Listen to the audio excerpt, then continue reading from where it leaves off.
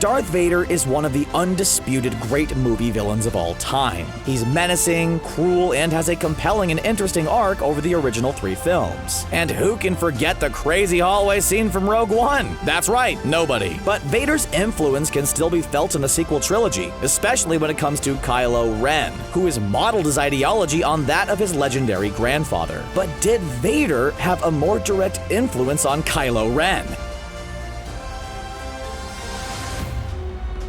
If you haven't been reading Darth Vader Dark Lord of the Sith comic book series, you should be. The series stands as one of the best additions to the new canon. The comic opens up right at the end of Revenge of the Sith, and goes on from there as Anakin, finding his place in the hierarchy of the new Empire, comes to terms with now being Darth Vader in a suit of mechanical armor. It's a very interesting look into the mind of one of the most iconic movie villains of all time, at a time when he's at his most vulnerable. Anakin doesn't really know how to be Vader yet, and as it turns out, really hates being Darth Vader. He especially loathes the armor, despite it keeping him alive. The comic itself has been making headlines as of late, with Lucasfilm seemingly confirming who Vader's father really was, which we won't spoil here if you want to stay in the dark. But we will be talking about other details, so if you want to read the comics blind, perhaps bookmark this video for later. But Anakin's family heritage isn't the only bombshell to have dropped from this comic. We all know the big cause for Anakin's turn to the dark side was trying to find a way to save Padme from certain death. Of course, she did die in childbirth, which shattered Anakin's spirit and committed him fully to the dark side, and filled him with hate. But he never forgot Padme, and despite his hate and anger, he still loved her and desperately wanted to bring her back. So Vader tried doing just that.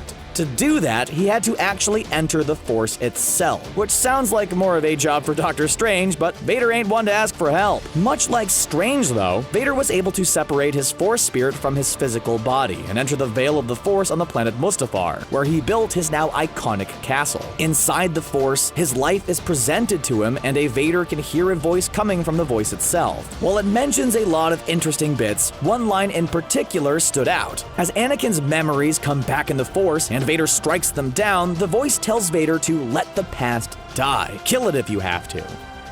That is, of course, probably the most memorable line from Star Wars The Last Jedi, a line spoken to Rey by Vader's grandson himself, Kylo Ren. Kylo was, of course, born as Ben Solo, and is the grandson of Darth Vader himself. Suddenly, that line doesn't seem quite so spontaneous, and it begs the question if Darth Vader or Anakin was somehow able to communicate to Kylo from the nether realm of the Force, and help teach Ben Solo the ways of the dark side from beyond the grave. Thanks to extended media and implications in the sequel trilogy films, we know Ben Solo fell to the dark side around 5 or 6 years before The Force Awakens. In the novel Bloodline, which takes place 6 years prior to JJ's film, Ben only then learns who his real grandfather is. And that is likely a huge turning point for the character. Leia states that it was Supreme Leader Snoke himself who was responsible for turning him to the dark side, likely manipulating the confused feelings Ben was feeling, after learning of his family's true heritage. While Snoke was likely responsible for much of the hands-on tutelage Ben received while operating as an apprentice of the dark side, it now seems very possible that Lord Vader himself was responsible for forging Kylo Ren's ideologies and beliefs. Snoke himself also carries a connection to Darth Vader. A ring on his hand is made up of the obsidian found on Mustafar at the site of Vader's castle. It's here where, in the comics, Vader tries to pass into the Force itself, where time is relative, and he tries to find Padme once more. Doing this likely had some kind of impact on Vader, though, and likely left part of his soul behind. So even though the character was redeemed at the end of Return of the Jedi, not all of Vader was there to be redeemed. And that bit of the Dark Lord found its way to an item that was once synonymous with his image.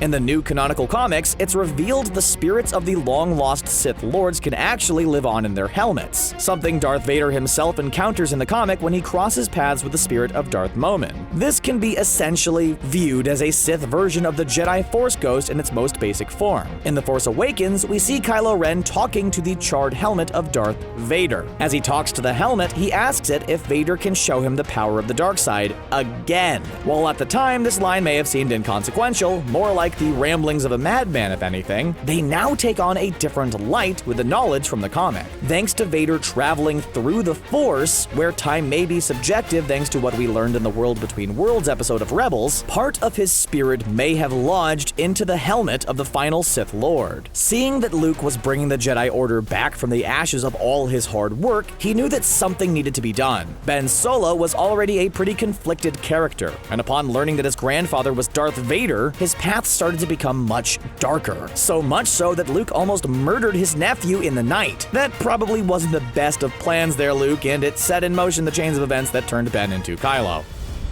When he got a hold of the helmet after modeling himself on the likeness of his fabled grandfather, it's now possible that part of Vader that was either in the helmet or behind the veil of the Force reached out to Kylo Ren.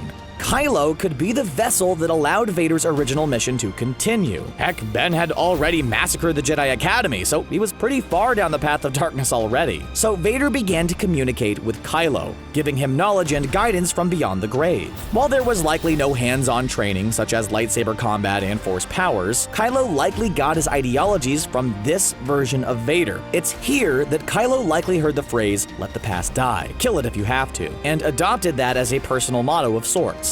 For Vader, letting the past die was finally letting go of Padme and committing himself to his mission. For Kylo, it was rejecting the light side and his parents and seeking to eradicate the Jedi, personified by his legendary uncle Luke. There's a reason why Kylo Ren was originally known as the Jedi Killer in the concept art of The Force Awakens, after all. So when Kylo asks Vader's helmet to show him the power of the dark side again, it now can be perceived that he had once gotten knowledge from Vader before, and that it may have been some time since he had last spoken to Vader. Kylo Ren may have initially appeared as a copycat or fanboy in the films, the new Vader comic has actually painted some interesting parallels between the two characters. In fact, both of them have very similar character arcs now, which started with them being taught under the supervision of the Jedi ideology only to fall to the dark side and take on a new master who then corrupts them and forces them to serve as an agent of evil. When the time comes, these agents of evil that have been manipulated into the dark side strike down their oppressive masters. But that's where their stories begin to diverge, as we know Kylo Ren has yet to be redeemed. Love him or hate him, there's no denying that Kylo Ren is an interesting character. We've been watching the rise of a villain, someone who isn't too sure of his place in the world and feels conflicted about what he's doing. He wants to be bad, but still feels some good in him. But there's no denying he has some pretty neat dark side tricks up his sleeve. That's where Vader maybe comes in. With Episode 9 just around the corner now, though, one has to wonder if Vader could make a comeback on the big screen. The events in the comic books have the same weight and impact on the overall story as the films do, so those stories aren't just there for the fun of it. There was a lot of character moments for Vader that were written in such a way that they made a lot of clear and obvious connections to Kylo Ren, someone we know modeled himself after Vader. Now that Kylo is the supreme leader of the First Order and Luke Skywalker is dead, there's seemingly nothing standing in his way except for Rey, of course. But Kylo Ren doesn't seem like the kind of figure who inspires loyalty or respect, so it's not too crazy to think that there may be some dissent among the First Order ranks. Perhaps Kylo will be at an all-time low, and with his goal so close at hand, the Force spirit of Darth Vader will emerge from the helmet once more to converse with him.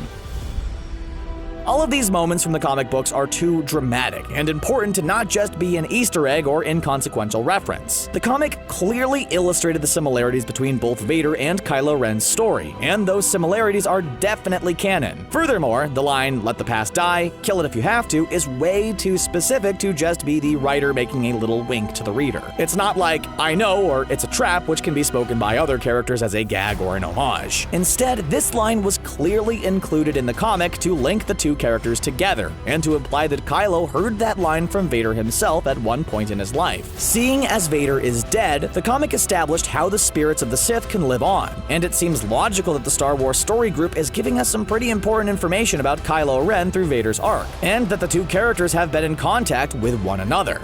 It seems that Kylo Ren was personally charged to essentially be the next Vader by Vader himself. The only difference now is that while Vader redeemed himself by killing the Emperor, Kylo Ren has cemented himself as a villain after killing the Supreme Leader. Snoke was right about one thing, though. There is no more conflict within Kylo Ren. He's definitely on the dark side now. The biggest question that remains going forward is, what happens to Kylo Ren if he's now on his own path? Is there still a chance he can be redeemed? Or is he truly the son of Darth darkness now. While all eyes will be on Rey and her journey in the upcoming saga film, the most interesting revelations will likely come from Kylo Ren, whose future seems even more unknown than it did before.